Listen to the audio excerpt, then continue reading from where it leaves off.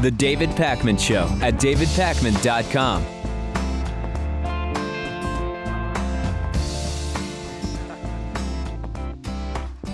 The shutdown continues to continue. It is another day. We still have a government shutdown in place. We have Head Start closures. We have the Grand Canyon closed. 85,000 meals for children are at risk. 1,200 Marines are furloughed. 800,000 overall federal employees are currently laid off. Fire management units are closed. NASA work has halted. 1,000 shipyard employees are forced off of the job. It's a long list, Lewis. We could do 15 minutes just of me reading the things that aren't working as a result of the government shutdown. But the big news is this.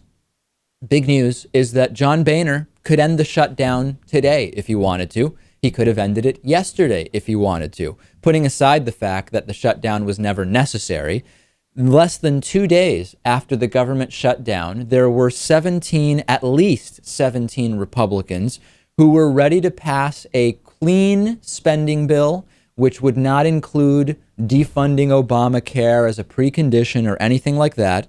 All 200 Democrats, of course, would vote to pass that bill, and there is every expectation that they would do that. And 17 Republicans together would get us the number of votes needed to pass a bill. But John Boehner, Speaker of the House, needs to put it to a vote. He has not done that. His office is not currently commenting about whether he's even willing to do that right now. And that's where we stand today, Lewis. So again, John Boehner could end the shutdown right now. The Senate would pass it right away and we would be back up and running, but it is not yet happening. Why do you think that is? Because I think he loves this. I think this is a huge success for him and for his cohorts, plain and simple. I think this is something that they've wanted to do for a long time, and it finally came to fruition, and it makes the president look terrible for those who don't really do their research. Well, remember that we never even needed this shutdown, right? If House Republicans hadn't decided to link the funding bill to defunding Obamacare, a democratically passed and Supreme Court upheld piece of legislation, we never would have had this shutdown in the first place. Democrats and Senate, everybody would have agreed about the budget weeks ago, certainly at least weeks ago, and Americans are not happy with this. If you look at a new Quinnipiac poll, 72% of Americans oppose Congress shutting down the government, specifically for the reason of blocking Obamacare. 74% disapprove of the job that Republicans are doing in Congress. 55% blame political gridlock on the Republican Party, who are, of course, determined to block Obama initiatives. And looking ahead to 2014 congressional races, 43% favor Democrats over 34% favoring Republicans. It doesn't sound like much, but it is actually the widest margin for Democrats measured so far. The correct thing here would be that this completely backfires on Republicans, Lewis. Will it happen? I don't know. It's not that Democrats are drastically different on so many different issues, but factually speaking, Republicans caused this, and they should bear the burden and pay the price. I hope it backfires, and that's really up to Democrats. How well can they convey this to the public? I mean, that should be, unfortunately, it is just playing politics, but that should be their number one move right now. One of the funniest things surrounding this government shutdown, Lewis, is the foreign press and in general, just people in other countries don't understand what the hell is going on in this country right now. Talking Points memo put this together, and it's a compilation of things that have been written by journalists all over the world about this government shutdown. I'll give you some sampling here. It's about what you would expect. The Canadian Press's Leanne Goodman said, "This is a weird, messed up feature of the American political system. I suppose the checks and balances obsession made sense 200 years ago. It makes no sense any longer. For a country that fancies itself the greatest democracy on earth, the fact that a small band of outliers in one party can essentially shut down the federal government over a petty political brawl seems woefully undemocratic." Agreed? Agreed. Let's listen to what Joyce Karam had to say from Al Hayat, which is an Arabic newspaper that's based in London. The whole concept is a little surreal for our readers, trying to understand why the number one country in the world cannot pass a budget. I come from Lebanon, and our parliament is very ineffective, but ludicrous as it sounds, it is better than U.S. Congress when it comes to passing budgets. Many wonder why the U.S. is doing this to its economy, or why healthcare is not an option for everyone. These are just very sober and obvious reactions, aren't they, Lewis? Yeah. And even as someone on the inside, a government shutdown still makes absolutely no sense to even me, even though, I'm understanding why it happened. A couple more of these, and a couple more of these actually show the absurdity of it. Elliot Waldman from the Tokyo Broadcasting Company, he said, personally, I think it's an international embarrassment. It's just another sign of the declining U.S. influence around the world and a sign of the very divisive extremist policies that have become prominent there. There's no civilized discourse that I can see. Sanna Torin Björling from a Swedish daily newspaper, Dagens Nyheter. Not being able to fund a law or do such a fundamental thing as a budget is, of course, a problem and worrying for a nation, and somewhat crazy for a democracy like the U.S. The underlying political shifts and the polarization of Congress and the electorate has many interesting aspects and tells a much wider and complex story about the country. Some of the right-wing movement I see as extreme. Talk about an understatement. And I've got a bunch more of these. Believe me, there are clear-thinking Americans who realize how absurd this is. And the other element to this is, I guarantee, in the YouTube comments for this clip, Lewis, when we take this clip and put it up on YouTube, we'll say, why do we care what socialist Europeans think about our country? Why do we care about what some guy in a Tokyo newspaper thinks? Remember the Iraq War, when part of the support among Americans for the Iraq War was predicated on the false belief that world citizens from any number of different countries, there it is again, any number, and it was like 20 or 30 countries, supported military action in Iraq, when in fact they did not. Opinion around the world about what the U.S. is doing actually does matter, even if right-wingers don't want to admit that. Yeah, and you know what? I'm sure all the financial institutions would agree with that wholeheartedly. No question about it. Senator Al Franken is donating his salary to a nonprofit called Second Harvest during the Republican government shutdown. Politics USA is reporting about this. He says that it is a great organization that works throughout Minnesota, providing vital assistance to families who would otherwise go hungry. Members of Congress make $174,000 a year. Leadership makes more. So, for example, John Boehner, Speaker of the House, makes $223,500 annually. Senate Majority Leader Harry Reid, Senate Minority Leader Mitch McConnell, and a couple of others make $193,000 a year. Washington Post is keeping track of who is going to be donating their salary, who is saying that they will refuse their salary. Now, remember, under the Constitution, members of Congress actually must be paid by law. So if you're only hearing that they're refusing their salary, like, for example, Ted Cruz, that can't actually happen. So the follow-up question of, well, who are you donating your salary to, or whatever, there needs to be a follow-up question, because they actually cannot simply refuse by law. What do you think about this, Lewis? Is this, given that they can't simply refuse their salary, is this a positive? Do you see this positively? Oh, donations? Yeah, I mean, I definitely see that positively. I think some people will do it for political posturing, and I think other people will do it because they feel it's the right thing to do given the situation. And we'll just have to, find out which one is which. That's the thing. I'm so at this point jaded based on everything we know about the American political system and the structure under which politicians are even elected in the first place, that when I hear about this, I realize almost everybody in the Senate is very rich.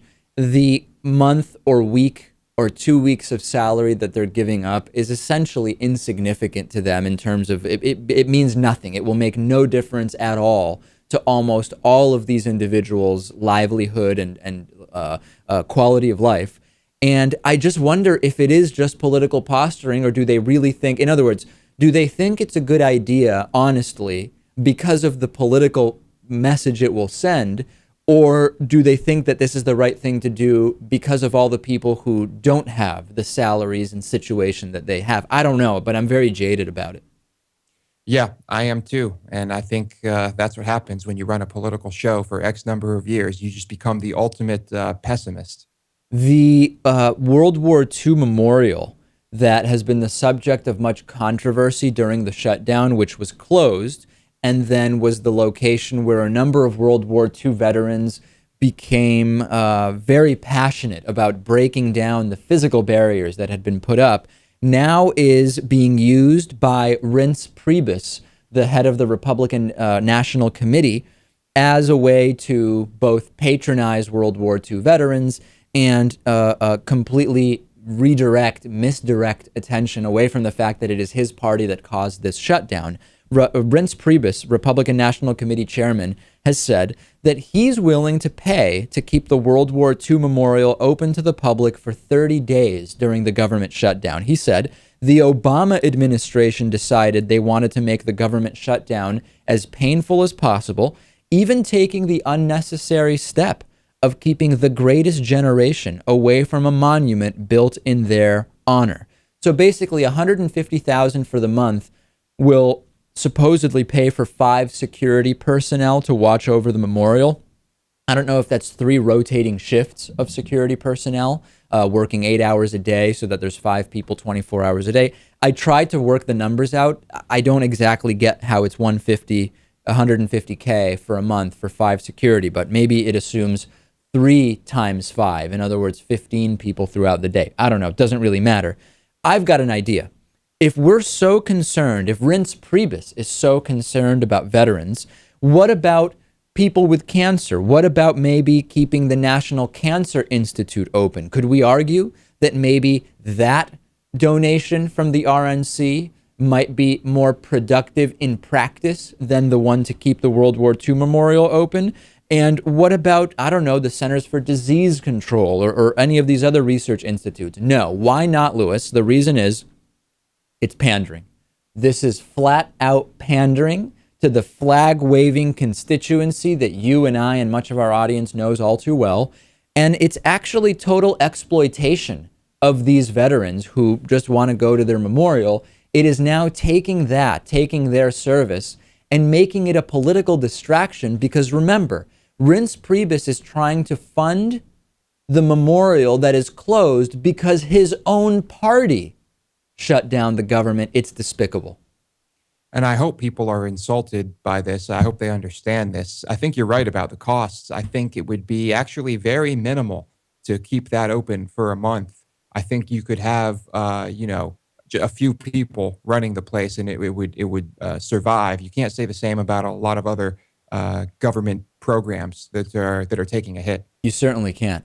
Yesterday on the bonus show, Members Show, hosted by producer Louis Motamedi in the Austin, Texas bureau, he told the story of a run-in he had with a multi-level marketing pyramid schemer. And he told the story, and we didn't really expect any more contact, but Louis has apprised me to the fact that the pyramid schemer has now called him. I told Louis, stop right there. I don't want to know any of the details because I want to hear it for the first time on the bonus show so that I can give an honest reaction without having had time to think about it. So on the bonus show, Louis will tell us what that phone conversation was like. I'm dying to hear it. We will also talk about giant hornets killing many people in Asia. We will talk about a man eating only raw meat for 5 years and much more. DavidPakman.com/membership is how you sign up for membership, and the bonus show is only one of many membership perks. The David Pakman Show at DavidPakman.com.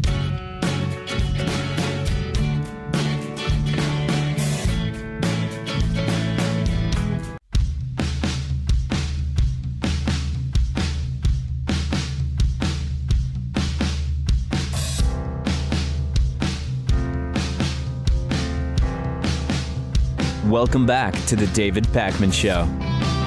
Our membership program is made possible in part by liberalbias.com. Liberalbias.com refuses to have their theories and graphs dictated by fact checkers.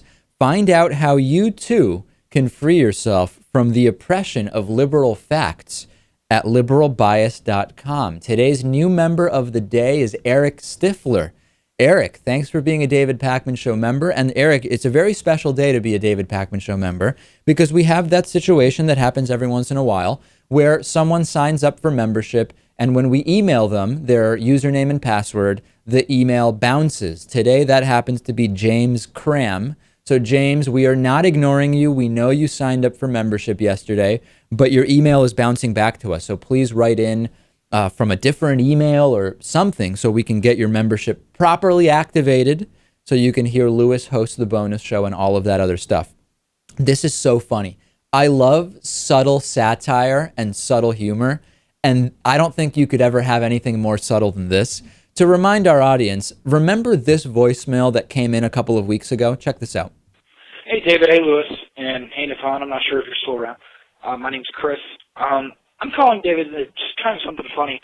I've been a member for about a year, and you've been saying the phrase any number of things with increasing frequency. Yeah. And I'm just curious as to why. I mean, you just used it in the bonus show to describe the number of workers outside your window, and you're using it a lot when I think it might be better for some of the stories that you're talking about to be a little bit more specific about the actual options or variety of things that are available.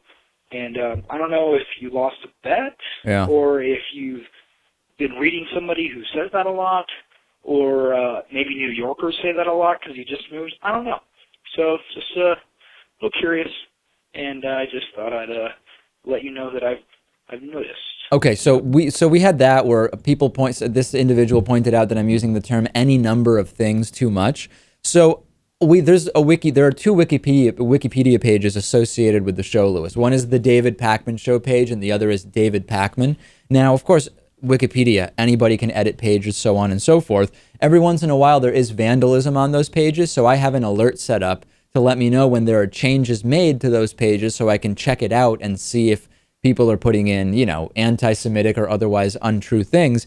And there was a very slight change made to a particular line on the David Pakman wiki page I think it's like under early life or biography or something like that. The last line of a paragraph says, Pakman worked a number of jobs during the initial phases of the David Pakman Show, an accurate statement. And it has now been changed in the aftermath of that voicemail to Pakman worked any number of jobs during the initial phases of the David Pakman Show. I understand it is incredibly subtle, but it is actually really funny that somebody thought to make that slight change to the wiki page, Lewis. I don't know if it was the same guy who left the voicemail, but it is pretty clever. Yeah, I love little things like this, and it's definitely good to monitor the page. Did you change it back, or are you keeping it? No. I try not to change it because it's good for neutrality's sake for individuals not to change wiki pages that are about them or something they've done. So if it's vandalism, I'll just report it or undo the change. But if it's any kind of change like that, I'll leave it. If someone else thinks that saying I had any number of jobs is not accurate, then they can feel free to change it, I guess we'll accept any number of changes to the wiki page as long as they're subtle and not offensive. Yeah. The David Pakman Show has been mentioned in The Economist. This is actually kind of a big deal. The Economist is a very well-respected, albeit often very fiscally conservative economic publication. When I was an undergrad in economics, when I was in grad school in economics, we were always looking at and reading The Economist. And there was actually an article called Gun Control, Data Suggests Gun Do In Fact Kill People, which mentions the David Pakman Show. It refers to the interview we did with Ben Shapiro, who is the right-wing guy.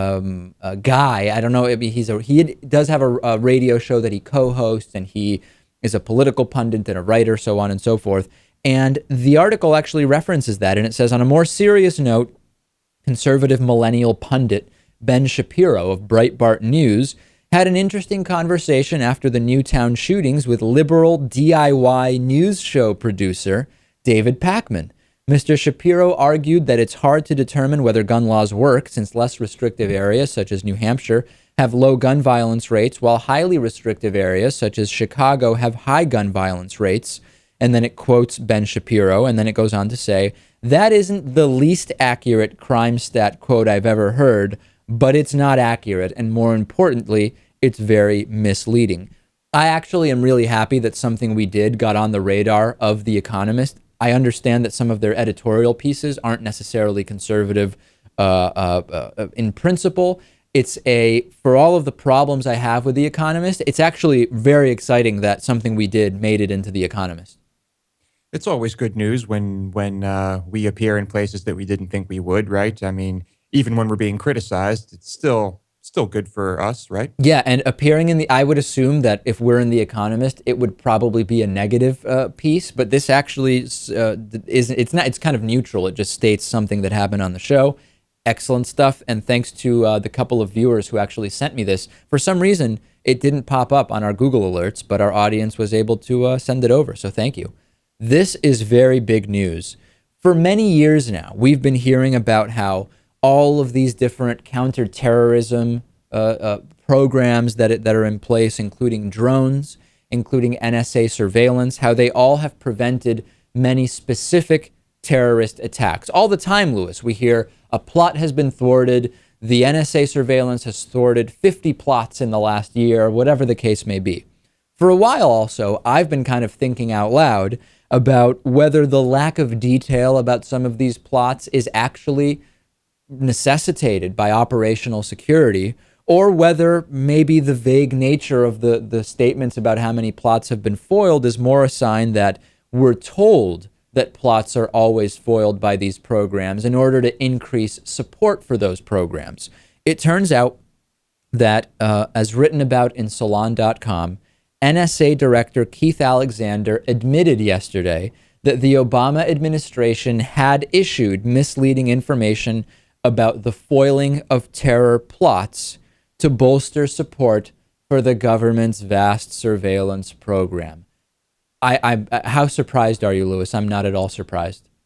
No, not at all. Of course not. This is similar to the Iraq War thing. Of course, I guess not quite as bad, but still pretty bad. A lot of Americans are really ticked off about this whole surveillance thing, and to hear this, it's just an even bigger slap in the face. So there was a hearing yesterday with the Senate Judiciary Committee, and the chairman, Senator Patrick Leahy, was pushing Alexander to admit that some of those foiled plot numbers had been fudged, and he said, there is no evidence that bulk phone record collection helped to thwart dozens or even several terrorist plots. These weren't all plots, and they weren't all foiled, Leahy said, and then he asked Alexander, would you agree with that? Yes or no? To which Alexander replied, yes. Yes. Does this revelation make the Edward Snowden leaks more poignant? I don't know. I mean, on the one hand, he was not releasing information, leaking information about something that is illegal because the laws were changed to make this legal. At the same time, the fact that the Obama administration and officials for many years have been, at least we can say, exaggerating the number of foiled plots as the result of these surveillance programs is absolutely a red flag. Yeah, and this whole thing makes you wonder, is this really about keeping us safe from terrorism, or is this just about control? Well, that ultimately, when we look at military action in Syria and exploring whether that would happen, when we look at NSA surveillance, when we look at wars over so many different things, we talked a couple of weeks ago about ultimately, does it really just come down to control over people, whether it's the people in Syria or the people here in the US? And increasingly, that's the direction that it is going, because there is so much of a establishment here put in place to create one perception about surveillance, security, terrorism, and there is a reality that seems to kind of track with that. But in many specific instances like this, it seems to separate from the story that is being told. Let's take a break. I have a number of stories, specifically two. That's my new thing, Lewis. Anytime we use a number of, I actually say specifically the number of stories. I have two stories about shootings, one more ridiculous than the other. I don't even know where we'll start, but that's next. Facebook.com/David Pakman Show. Talk to you in a couple. The David Pakman Show at davidpakman.com.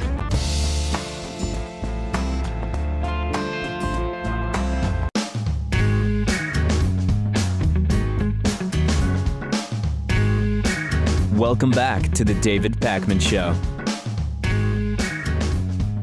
All right, we're back, and we have a couple of shooting stories to talk about. These are really, really weird shooting stories. The first one is a woman was shot dead by New Hampshire state troopers during a traffic stop. Raw Story has a report on this. A New Hampshire woman was shot to death by state troopers during a traffic stop.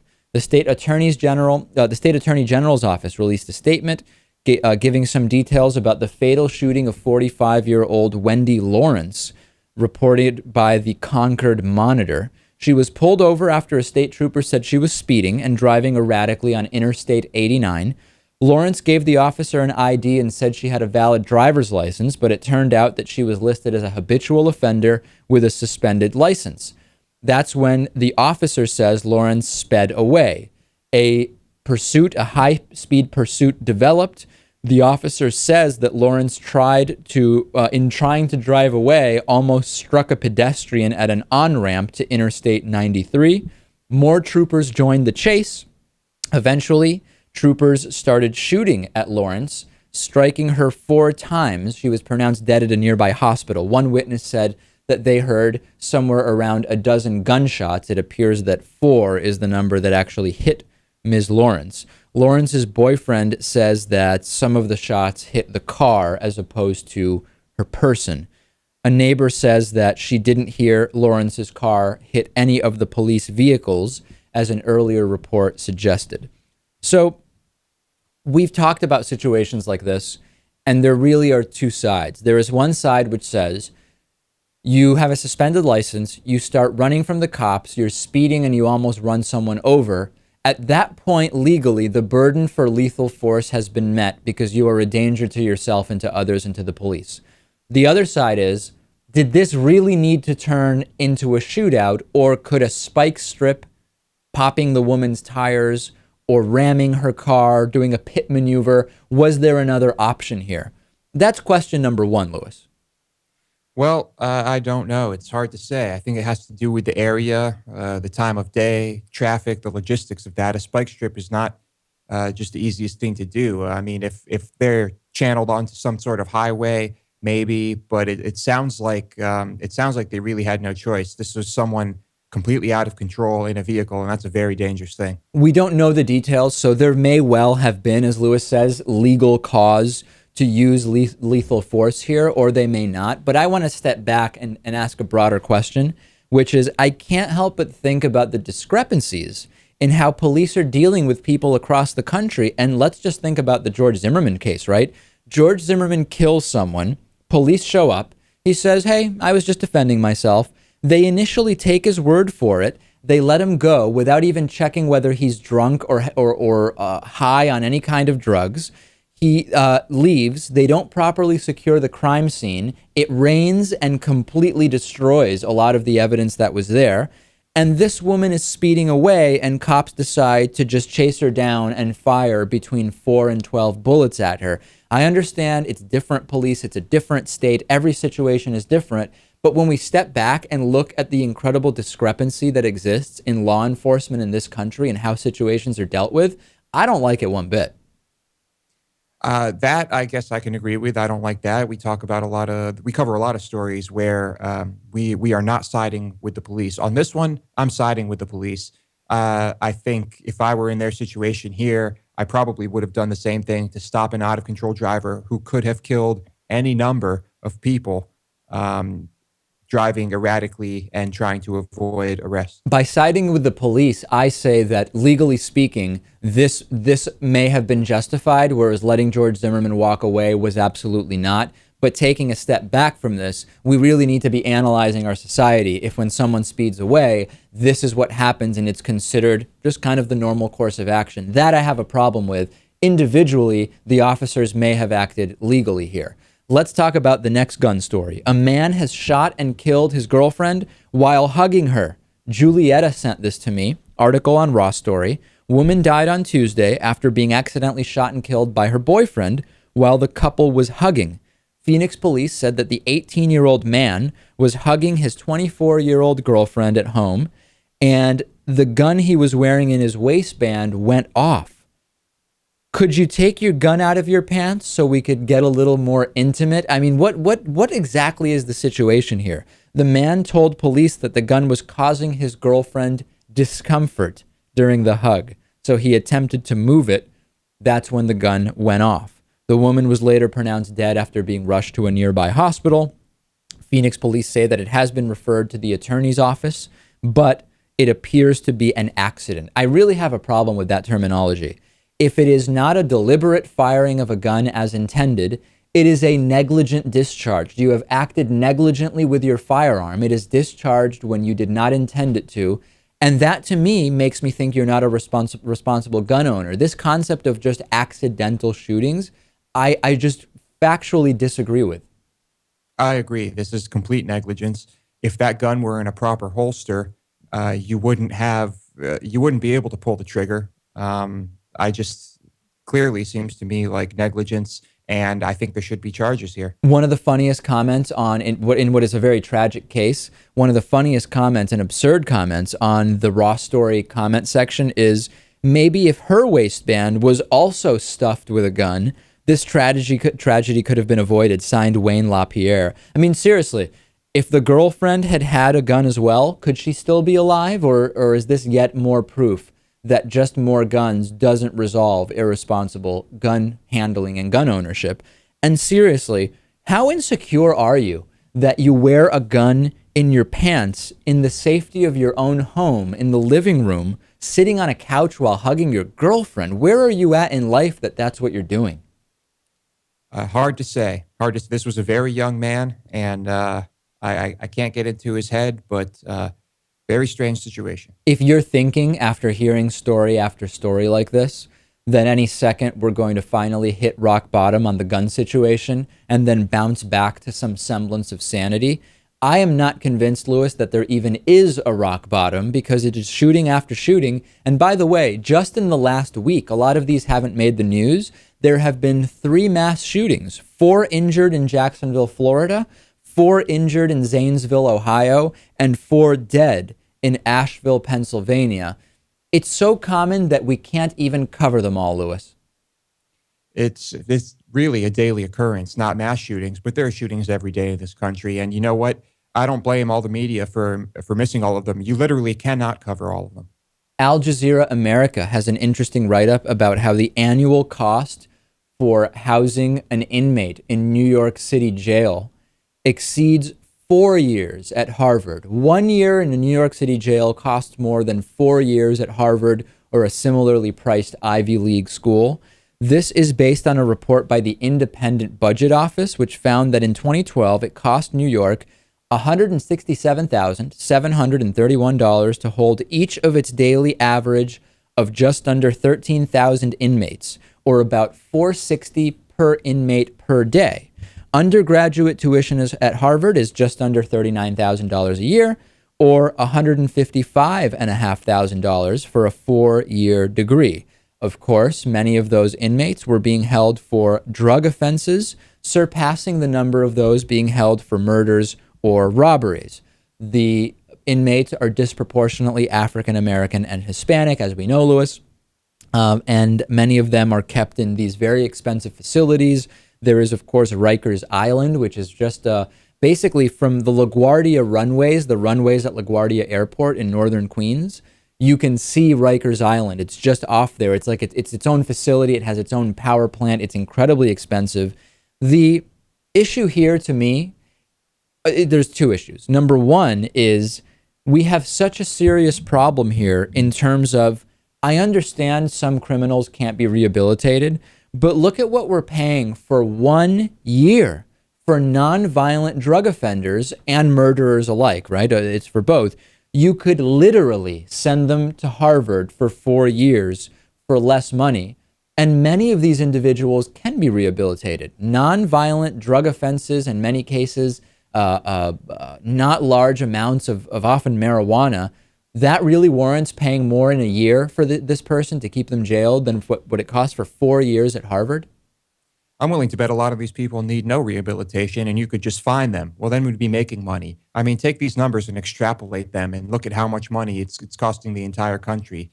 It's incredible. And then the number two element here, of course, is the insanity of the prison industrial complex. Many of these are not private prisons, but we know that part of the reason why there is such an interest in running, operating, buying, and administering private prisons is because there's so much money to be made, because the prisons are stuffed full of people who are there for nonviolent drug offenses. So not only are you literally ruining people's lives in many cases for crimes that pale in comparison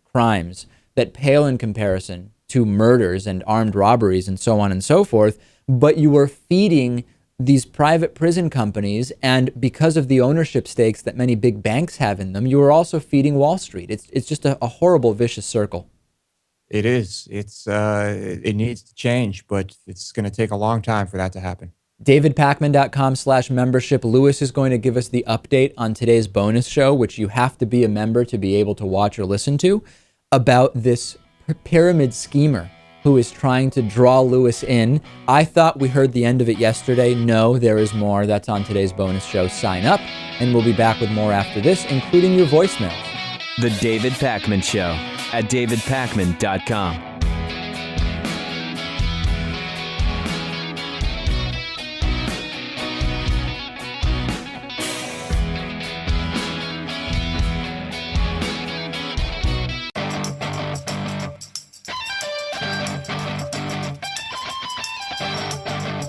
The David Pakman Show at davidpakman.com.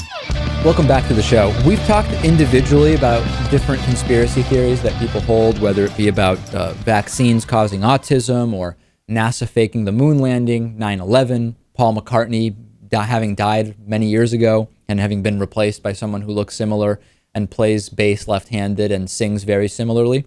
And there's a new study from the University of Bristol and a psychologist there named Stephen Lewandowski, who they decided to do a research about conspiracy theories and the connection to other conspiracy theories. And the study finds that conspiracy beliefs seem to tie together those who deny climate change, refuse vaccines, and question GMOs. The correlation between so the link is between conspiratorial thinking and all three of those science skeptic type issues.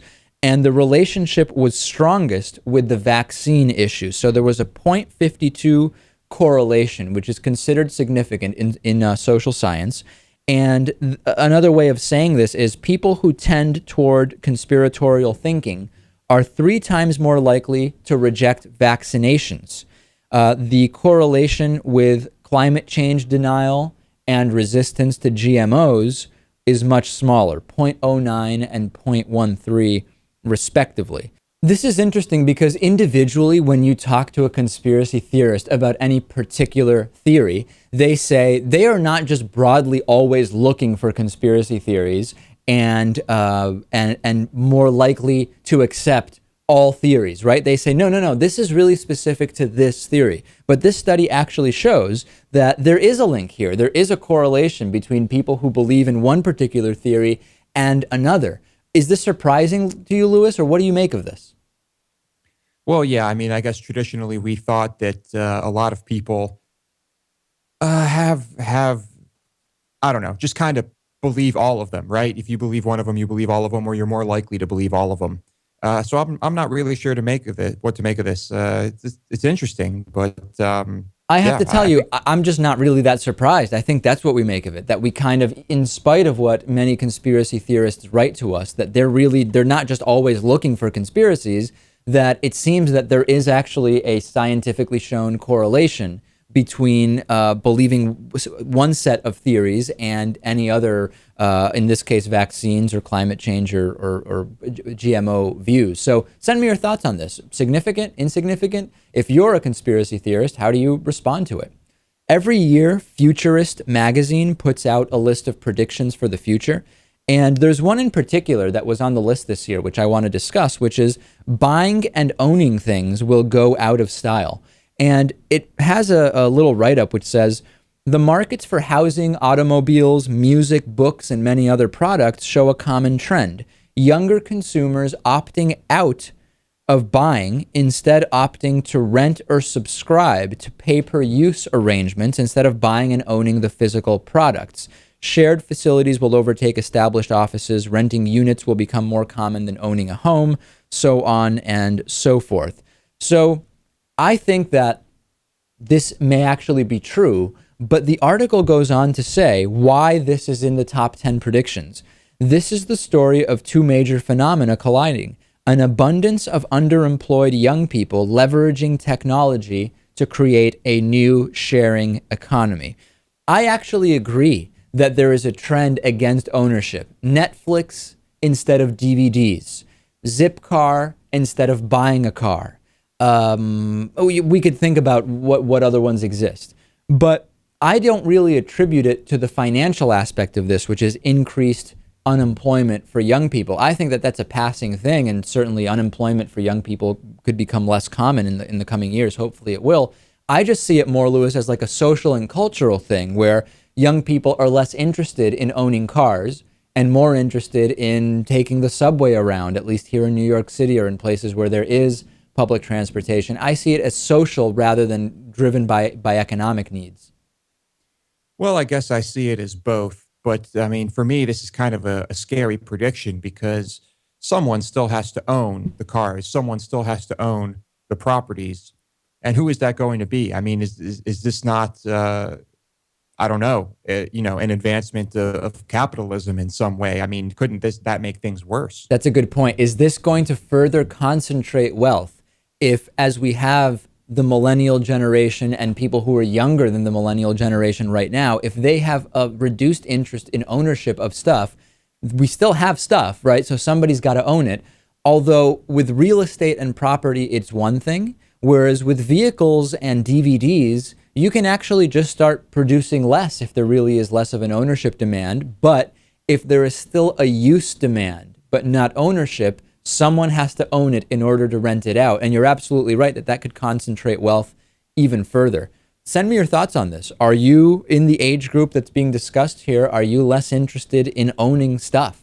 Let's go to your voicemail, which you can call 24 hours a day, 219-2-DAVID-P. We haven't heard from homeless Scrub Okie diabetic Daryl for a while, and I think he's actually changing the name he wants to be referred to by. Let's listen to what he has to say here. Hey guys, thanks for the highly opinionated and intelligent show that was Wednesday. I wanted you to know that your statement that football trumps politics has made my week, and it's always a great show, and this is Daryl in the ditch. Thank you. Bye. Daryl in the ditch seems to be the new name that Daryl is going by. We know for a fact that Daryl got his free hoodie, which another David Pakman Show viewer sent out to him. We know that he can receive mail in a field, but I really want to get the picture from Daryl and know more about his everyday comings and goings. I would love to know more about it. Yeah, Daryl, please get us that picture. We need to put a face to the name. Absolutely. Today's bonus show, a man eats only raw meat for 5 years, and Lewis gives us the update on being pursued for a multi-level marketing pyramid type scheme. And Lewis actually, I've told him, don't give me the details. I want to hear it on the bonus show for the first time. So join us on the bonus show, davidpakman.com/membership. I personally can't wait to hear what on earth is going on with Lewis and this guy. So we'll see you on the bonus show.